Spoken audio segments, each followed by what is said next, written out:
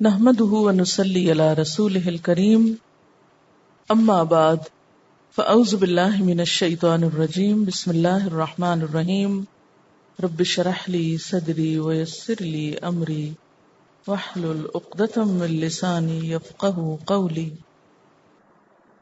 قال قائل منهم ان میں سے ایک کہنے والے نے کہا جاتا ہے کہ یہ کون تھے؟ ان کے بڑے بھائی یہودا، یعنی ان 10 بھائیوں میں سے بڑے نے کیا کہا؟ یہودا نے لا تقتلوا یوسف کو قتل نہ کرو۔ اب آپ دیکھیں کہ کس طرح اللہ تعالی میجورٹی مخالفین کے اندر سے حمایت پیدا کرتا ہے۔ یہ اللہ کا کام ہے نا، اس کو اللہ کی حکمت کہتے ہیں، اللہ کی مشیت کہتے ہیں، اس کی قدرت کہتے ہیں۔ شدید اندھیرے میں سے روشنی کی کرن پھوٹتی ہے، باقی متفق ہیں قتل کر دو، ایک کہتا ہے نہیں لا تقتلوا یوسف، مت قتل کرو۔ وہی اللہ نے حمایت پیدا کر دی نا، جب اللہ بچانا چاہتا ہے اس طرح بچاتا ہے، اسی کو توکل کہتے ہیں۔ شدید مخالفت میں بھی اللہ تعالی حمایت نکال دے گا، وہاں سے بھی مددگار پیدا کر دے گا۔ جیسے حضور صلی اللہ علیہ وسلم کی شدید مخالفت میں سے ہی تو چند صالح عناصر نکل آئے تھے جنہوں نے آگے بڑھ کر آپ کا دفاع کیا تھا۔ اس لیے کبھی یہ نہ دیکھیں کہ میں نیک کام کیسے کروں، اتنے لوگ تو کچھ اور کر رہے ہیں اور میں یہ شروع کر دوں، یہ بڑا مشکل ہے۔ سارے تو زمانہ کدھر جا رہا ہے اور ہم اکیلے ادھر چلیں؟ نہیں، اس سارے زمانے میں سے اللہ مددگار نکال دے گا جو تمہارے ساتھ بھی چلنے والے ہو جائیں گے، لیکن اپنے اصول کو قربان نہ کرنا، اللہ کو ناراض نہ کرنا۔ ہم ساروں کو راضی کرنے کے لیے اس کو ناراض کر بیٹھتے ہیں اور پھر اس کی مدد کا یقین بھی رکھتے ہیں۔ لیکن یہاں کیا نظر آ رہا ہے کہ شدید مخالفین میں سے مددگار نکل آیا۔ ایک رب ہے جس کو اگر آپ واقعی خوش کر دیں تو کوئی آپ کا کچھ نہیں بگاڑ سکتا، اور یہی چیز انسان کو مکمل اطمینان دیتی۔ قال قائل منهم لا تقتلوا یوسف والقوه فی غیابۃ الجب، اور ڈال دو اس کو اندھیرے کنویں میں، کنویں کی گہرائی میں ڈال دو۔ یلتقطہ بعض السیارہ، کوئی قافلہ آ کے اٹھا لے جائے گا۔ تمہارا مقصد تو یہی ہے نا کہ اپنی نظروں سے ہٹا دو اس کو، تو مارنے کی کیا ضرورت ہے، کنویں میں ڈال دو۔ ان کنتم فاعلین، اگر تم کرنے والے، کیونکہ اگر کہیں بھی چھوڑتے جنگل وہ پیچھے آ جاتے، چند دن بعد پہنچ جاتے، تو بہتر ہے کہ ان کو اس طرح اپنے سے دور کرو۔ اب یہاں پر آپ دیکھیں کہ ایک لفظ غیابت ہے۔ غیابت کہتے ہیں ہر وہ چیز جو کسی کو چھپا کر غائب کر لے، اور جب کہتے ہیں کنویں کو، وہ کنواں جس کی منڈیر نہ ہو۔ کنویں کے لیے کئی لفظ ہیں عربی میں، تو وہ کنواں جس کی منڈیر نہ ہو، یعنی ایسا کچا کنواں، ویران کنواں، کیونکہ پانی سے بھرا ہوا نہیں ہوگا، پھر یہ اسے پانی نہیں زیادہ ہوگا۔ ویسے ہی جیسے کنویں ویران ہو جاتے نا، سوکھ جاتے ہیں اور بہت گہرے بھی نہیں ہوتے اور ان کی کوئی منڈیر بھی نہیں، تو وہاں ڈال دو۔ یعنی دو اکٹھی چیزیں ہیں نا، غیابت الجب، یہ کنویں کے ساتھ غیابت کا لفظ جو ہے یہ تہ اور گہرائی میں مبالغہ ہے۔ یلتقط ہو، یلتقط لقطہ سے ہے، لام قاف تو اس کا روٹ ہے، گری پڑی چیز۔ گری پڑی چیز سمجھ کے لوگ سمجھیں گے کہ اس کنویں کی منڈیر نہیں تھی، کوئی گر گیا آ کے، تو گری پڑی چیز اٹھا کے کوئی لے جائے گا۔ سیارہ وہ جماعت جو سفر کے لیے رستہ طے کرتی، سیار سے، سیر اس کا روٹ ہے۔ سیر کرنا کیا ہوتا ہے؟ زمین میں چلنا۔ پیچھے آپ نے ایک لفظ پڑھا تھا هو الذی یسیرکم فی البر والبحر، تو سیار بہت چلنے والا، اور سیارہ قافلہ جو سفر کے لیے چلے۔ کوئی قافلہ آئے گا، اس کنویں کے پاس سے گزرے گا، پانی لینے کے لیے جھانکے گا اور اس کو نکال کے ساتھ لیتا جائے گا، وہ چھوڑے گا تھوڑی، کوئی پکڑ کے لے جائے گا۔ جیسے ہمارے یہاں کہتے ہیں نا، بچے کو پکڑ لیا کسی نے، کوئی اس کو پکڑ کے لے جائے گا، اغوا کر لے گا، گم کر لے گا۔ ان کنتم فاعلین، اگر تم کچھ کرنے والے ہو۔ قالو، وہ کہنے لگے، یا ابانا، اے ہمارے ابا جان، اب اپنا کام کر آ کے بیچ کی اب ساری تفصیل ختم ہے، اس لیے کہ اس کو انسان خود اپنے امیجنیشن سے پورا کر سکتا ہے کہ انہوں نے یہ پلان کیا اور پھر کر لیا. اب اگر یہ کہا جاتا کہ ہاں پھر انہوں نے کیا کیا، ایک کنواں ڈھونڈا اور پھر اس کو لے جا کے اس میں ڈال دیا، یہ ایک فالتو سا حصہ تھا کہانی کا. اور قرآن اس لیے کہانی نہیں سناتا کہ ہر چھوٹی بڑی بات افسانہ نگاری کے شوق میں بڑھائی جائے، یعنی بات بڑھاتا نہیں. عام قصوں اور قرآن کے قصوں میں فرق کیا ہے؟ باقی قصے بات بڑھاتے ہیں، رائی کا پہاڑ بناتے ہیں، تب قصہ بنتا ہے جا کے. لیکن قرآن کا قصہ کیا ہے؟ بڑی بات کو چھوٹے الفاظ میں سمو کے رکھ دینا. اسی لیے آپ دیکھیں گے کہ بیچ میں کچھ گیپس ایسے آئیں گے کہ جن کو آپ اپنے تخیل سے پر کریں گے. اور اس میں ایک اور فائدہ بھی ہوتا ہے کہ انسان کی انوالومنٹ زیادہ رہتی ہے. اچھا پھر کیا ہوا، پھر غور و فکر بھی کرتا ہے انسان. اگر ہر چیز بتا دی جائے تو پھر ہمارا کام کہاں گیا. یہ بھی ایجوکیشن کا ایک انداز ہے کہ اسپون فیڈنگ نہ کی جائے، ہر بات نہ بتائی جائے، کچھ دوسرے سے بھی سچوائی جائے. قالو، وہ کہنے لگے، یا ابانا، اے ابا جان، ما لکا، کیا ہے تجھ کو، لا تأمنا علی یوسف، پلان ہو کے اب باپ کے پاس جاتے ہیں. اور کس طرح باپ سے پیش آتے ہیں؟ ما لک لا تأمنا علی یوسف، آپ کو کیا ہے، آپ یوسف کے بارے میں ہم پر کوئی بھروسہ ہی نہیں کرتے. کیا انداز ہے بات کرنے کا نا، دوسرے کو اکسانے کا، یعنی ایک الزامی انداز میں بات کرنا. آپ ایسا نہیں کرتے، آپ ویسا نہیں کرتے، تاکہ وہ اپنے سے الزام دھونے کے لیے وہ کر لیں جو نہیں کرتے. ایک تو یہ تھا کہ ویسے کہتے کہ آپ یہ کر دیں، اور ایک یہ آپ کرتے ہی نہیں ہیں. تو یہ جو کہنا ہے نا آپ کرتے ہی نہیں ہیں، تو اس میں انسان کہہ سکتا اچھا میں کر دیتا ہوں. وَإِنَّا لَهُ لَنَاصِحُونَ، اور ہم اس کے بڑے خیرخواہ ہیں. اب یہ لفظی خیرخواہی ہونے لگی، الفاظ سے خیرخواہ ہیں. دل میں کیا ہے، زبان پہ کیا تھا، مشورے کیا ہوئے، اور کہا کیا جا رہا ہے. یہی کچھ ہمارے ہاں بھی خاندانوں میں، فیملیز میں ہوتا ہے. دل میں کچھ رکھتے ہیں لوگ، مشورے کچھ کرتے ہیں، اور سامنے کچھ اور نظر آتے ہیں. ارسلہ معنا، اس کو ہمارے ساتھ بھیج دیجئے، غدن، کل آپ اس کو ہمارے ساتھ جانے دیجئے. پہلے پرووک کر لیے، پھر اس کے بعد آپ ذرا جانے دیجئے. اجازت لینے کا ایک طریقہ ہے.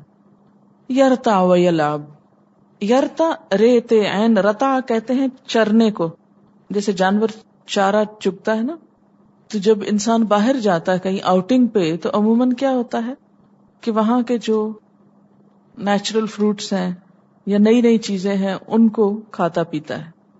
یرتع و یلعب، ہم اسے پکنک پہ لے جانا چاہتے ہیں، یہ ہمارے ساتھ چلے، کچھ چر چگ لے، کچھ کھائے پیے، انجوائے کرے.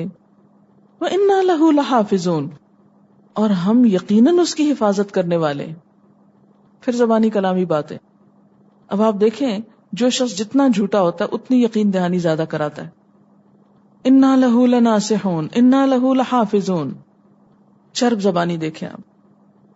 قالا، کہا، انی لیحزننی، مجھے غمگین کرتی ہے یہ بات.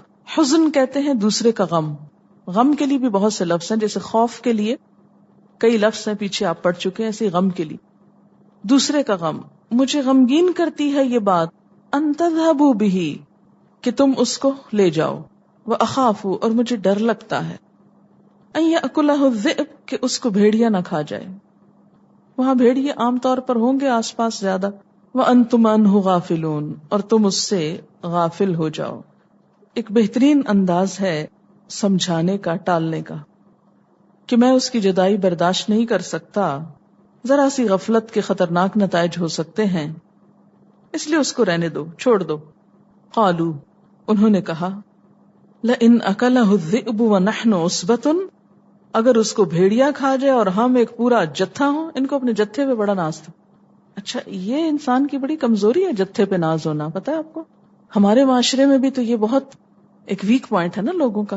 ہماری برادری، ہمارا خاندان، ہماری کمیونٹی، ہماری جماعت، ہمارا گروہ، ہمارا فرقہ، ہمارے لوگ، یہ بھی غیر اللہ کے اوپر بھروسہ کرنا ہے. اللہ کو بھول کر جتھوں پہ بھروسے، لوگوں پہ بھروسہ. انا اذا لخاسرون، بے شک ہم تب خسارہ پانے والوں میں سے ہوں گے.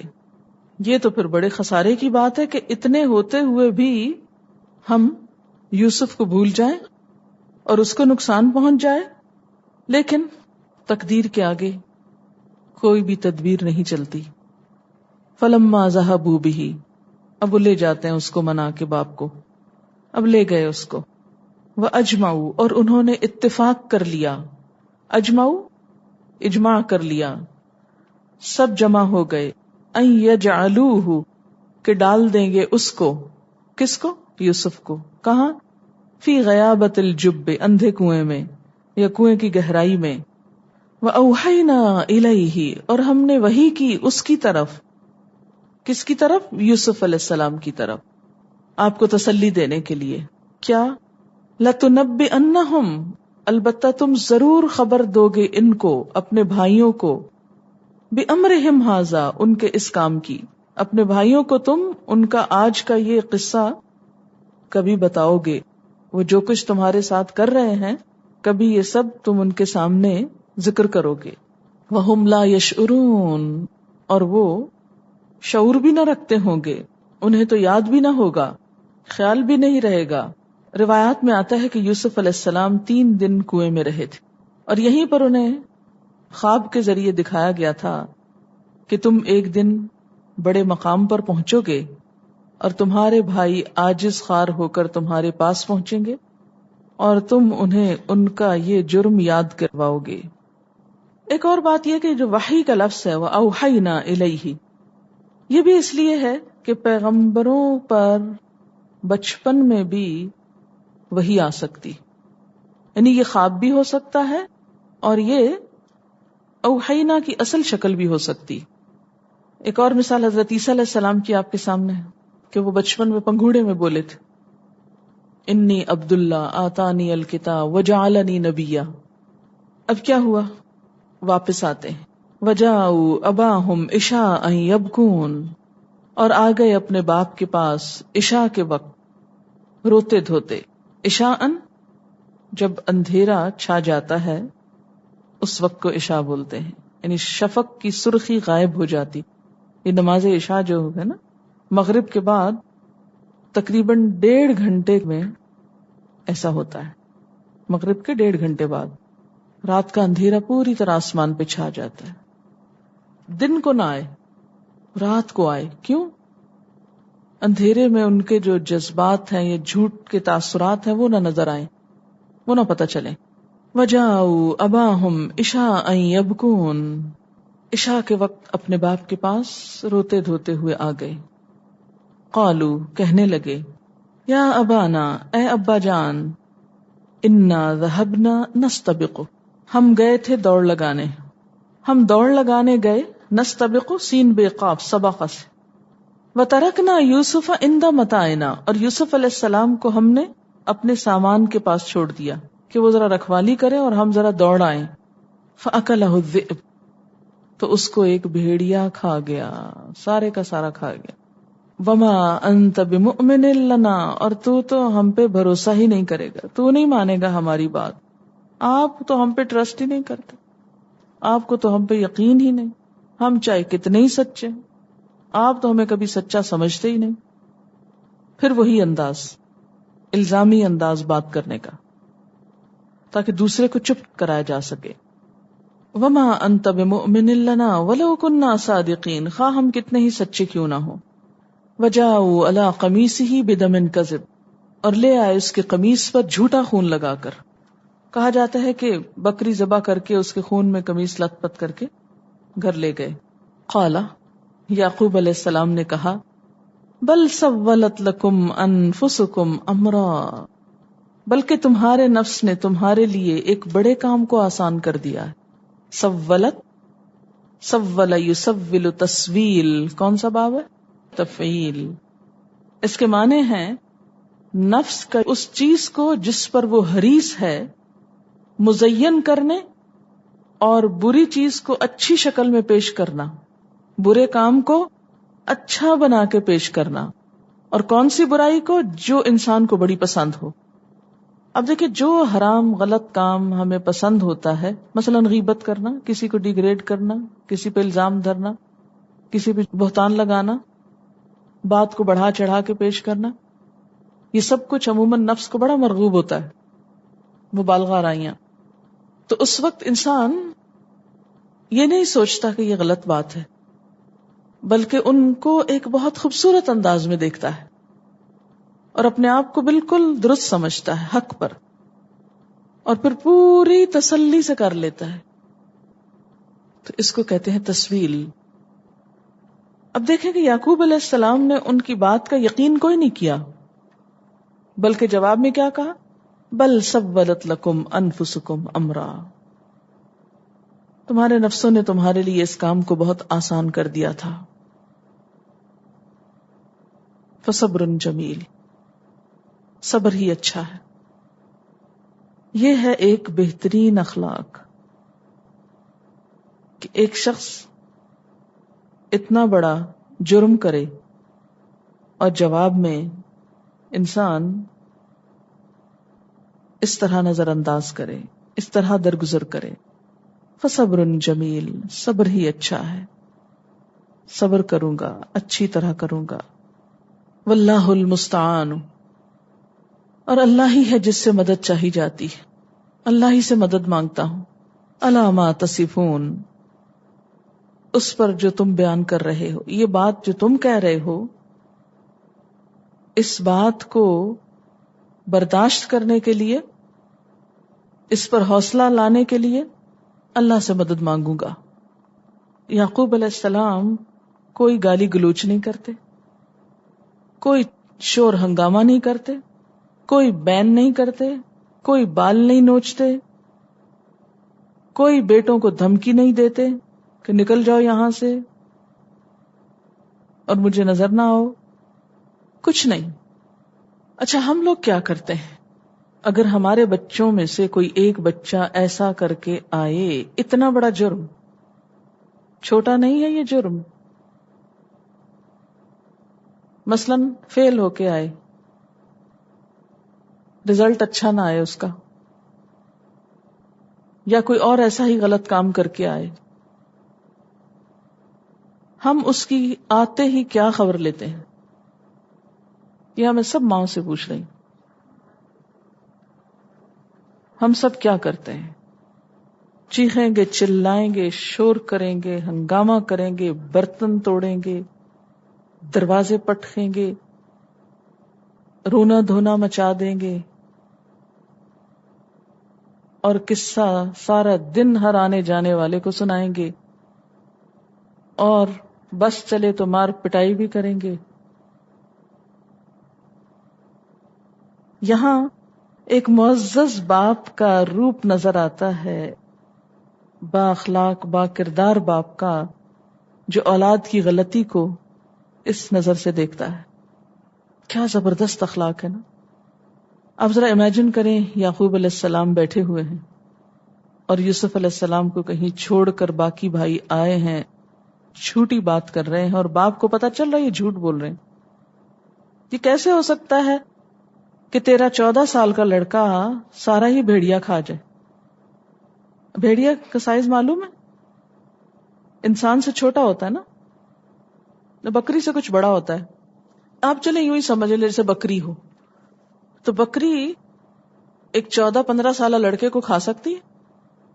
یعنی اس سینس میں نہیں، اس اپنے سائز کے اعتبار سے بھی، اور اس طرح کھائے کہ کچھ بھی نہ چھوڑے، اور صرف صحیح سلامت قمیض اتار کے واپس دے دے آپ کو. تو ان کے ان قرائن سے یعقوب علیہ السلام سمجھ گئے کہ یہ بالکل جھوٹی بات کر رہے ہیں، پتا ہے کہ یہ جھوٹ کہہ رہے ہیں. اس کے باوجود ریاکشن دیکھیں باپ کا.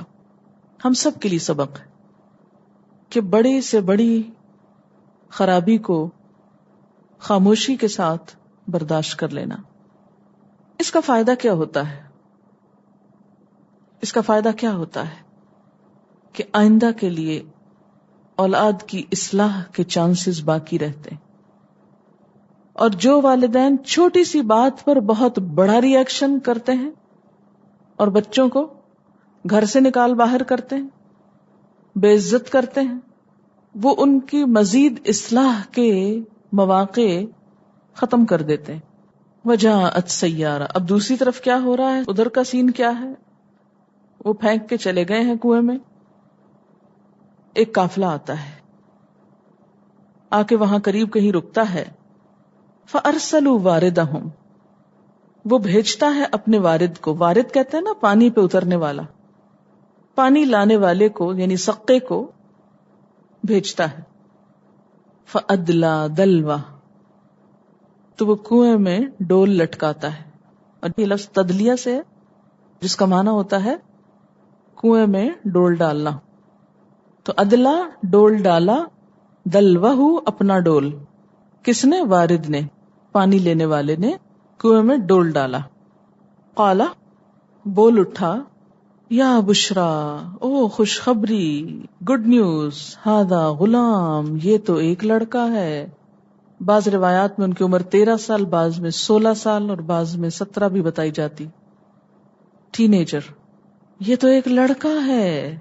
وَأَسَرُّوهُ بِدَاعَةً, اور انہوں نے چھپا لیا اس کو مال تجارت سمجھ کر کہ ایک لڑکا ہاتھ آ گیا. کیونکہ اس دور میں غلامی کا رواج تھا, انسان بیچے خریدے جاتے تھے منڈیوں میں, جیسے بھیڑ بکریاں بیچی خریدی جاتی. کبھی منڈی گئے آپ؟ دیکھی ہے کوئی منڈی جس میں جانور بکتے ہوں؟ آپ سوچے ذرا, امیجن کریں وہاں پر انسان کھڑے ہوں بکنے کو, کس قدر ذلت ہے انسان کی.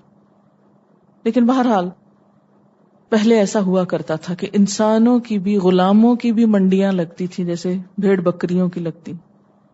تو انہوں نے کیا کیا, اس لڑکے کو یہ نہیں پوچھا کہاں سے آئے ہو, کیا بیتی, کیا ہوا, کہاں جانا چاہتے ہو. انہوں نے کہا ہمیں تو ایک مال غنیمت ہاتھ لگ گیا, اس کو ہم اب بیچ کے فائدہ اٹھائیں گے.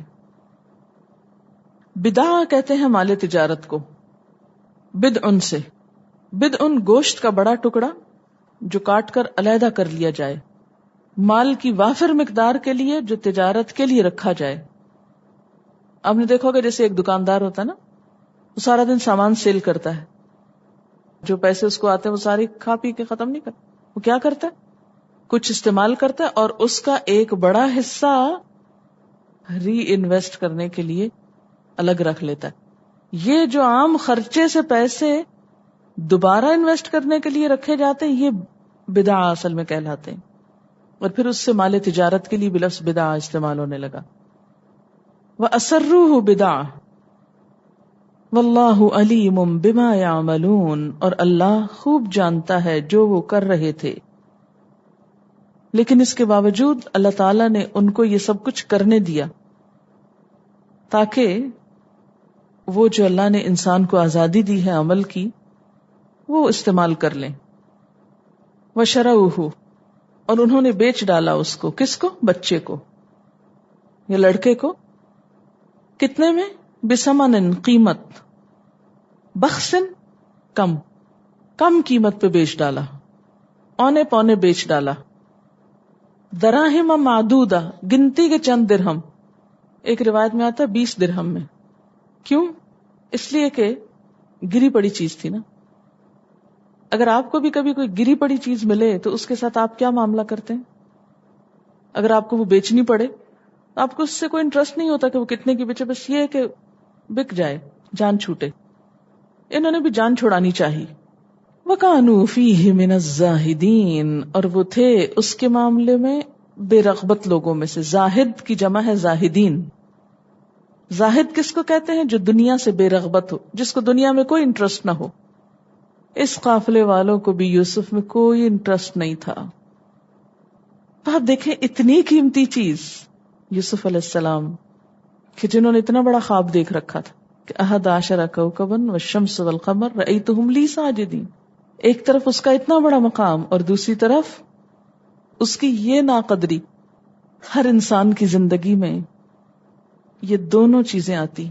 مثلاً بعض اوقات میکے میں ایک لڑکی بہت اہمیت رکھتی ہے, ماں باپ کی بہت لاڈلی ہو سکتی, سسرال میں آتی ہے تو کوئی پوچھتا بھی نہیں اس کو, اور ان کو پتا بھی نہیں ہوتا کہ یہ کتنی قابل یا کتنی بہترین چیز. اور پھر آپ دیکھیں کہ یوسف علیہ السلام اچھے بھلے سمجھدار تھے, اپنا خواب بھی ان کو یاد تھا, اور وہ سب دیکھتے سمجھتے تھے، اور جو ان کے ساتھ ہو رہا تھا اس کو بھی جانتے تھے، لیکن وہ اللہ کی رحمت سے مایوس نہیں ہوئے. ہمیں ذرا سی کوئی مشکل آ جائے تو ہم کہتے ہیں لو ہم ہی رہ گئے تھے آزمائے جانے کو، ہمارے ساتھ ایسے کیوں ہو گیا. اور آپ دیکھیں کہ ایک بچہ جو اپنے ماں باپ کا بڑا ہی محبوب تھا، خاص طور پر باپ کا بہت ہی لاڈلا، اور اس لاڈ اور محبت کی وجہ سے اس کو بے دخل کیا جا رہا تھا، اتنا لاڈلا بچہ ساری محبت سے محروم ہو کر یکایک ایسے ہاتھوں میں آ جاتا ہے کہ جن کو اس سے کوئی انٹرسٹ نہیں تھا. ایک شخص کا یوں یکایک بے قیمت ہو جانا، بے قدر ہو جانا، خود اس کے لیے بہت بڑی آزمائش ہوتی. اب دیکھیں کہ بعض اوقات آپ اپنے گھر میں، اپنے شہر میں، اپنے علاقے میں بہت معزز انسان ہوتے، کسی دوسرے علاقے میں کسی کو نہیں پتا ہوتا کہ آپ کی کیا قدر و قیمت ہے، اور یہ اس کے نفس کا بہت بڑا امتحان ہوتا ہے. اور ایسے میں انسان پھر اللہ کی اطاعت پر سنبھل کر رہے اور اچھے دنوں کا انتظار کرے. اب دیکھیں کہ دن کے بعد رات آ گئی نا، کوئی شکوہ نہیں، کوئی ناراضگی نہیں. عام زندگی میں بھی ایسا ہوتا ہے، کبھی انسان بہت مالدار ہوتا ہے، کبھی یکایک وہ سب کچھ چلا جاتا ہے، کبھی بہت اچھی صحت ہوتی ہے، یکایک کچھ ہو جاتا ہے. کسی بھی لمحے انسان کے ساتھ کچھ بھی ہو سکتا ہے. اس لیے تکبر کی کہیں کوئی گنجائش ہے ہی نہیں، اور کوئی بڑا ایسا نہیں ہوا جو گرا نہ ہو. بڑائی تو صرف ایک ذات کو زیبا ہے، اور وہ اللہ کی ذات ہے بس. اللہ اکبر، وہ سب سے بڑا ہے. اور یہی سبق سیکھنا کہ میں بڑا نہیں، اللہ بڑا ہے، یہی مشکل ہے. اور جو یہ سیکھ لے اس کے لیے یہ زندگی بھی آسان ہو جاتی ہے اور دوسری بھی آسان ہو جاتی.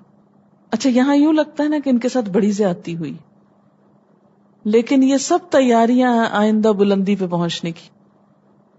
اگر یہ اس صحرا میں رہتے، ان حاسد بھائیوں کے بیچ میں رہتے، تو مصر کی حکومت حاصل نہ کر سکتے تھے. اللہ آزمائشوں میں ڈال رہا ہے، جیسے سونے کو بھٹی میں ڈالا جاتا ہے کہ کھرا ہو کے نکلے، چمک اٹھے. یاد رکھیں کہ آزمائش کے بغیر، پختگی کے بغیر کوئی بڑی چیز مل جائے انسان کو تو انسان سنبھال ہی نہیں سکتا. کمزور ٹانگوں کے ساتھ اگر ایک بڑا وجود مل جائے انسان کو تو چل ہی نہیں سکتا. بڑا آدمی بننے کے لیے بڑی آزمائشوں سے گزرنا شرط ہے. جیسے کچے برتن اور پکے برتن میں فرق ہوتا ہے، اور پکا برتن بھٹی سے تپ کے پک کے نکلتا ہے. اگر کسی کو بغیر تیاری کے یکایک کوئی نعمت مل جائے تو وہ اس کا حق ادا نہیں کر سکتا، وہ اس کے لیے فائدے کی بجائے اور مصیبت کا سبب بن جاتی.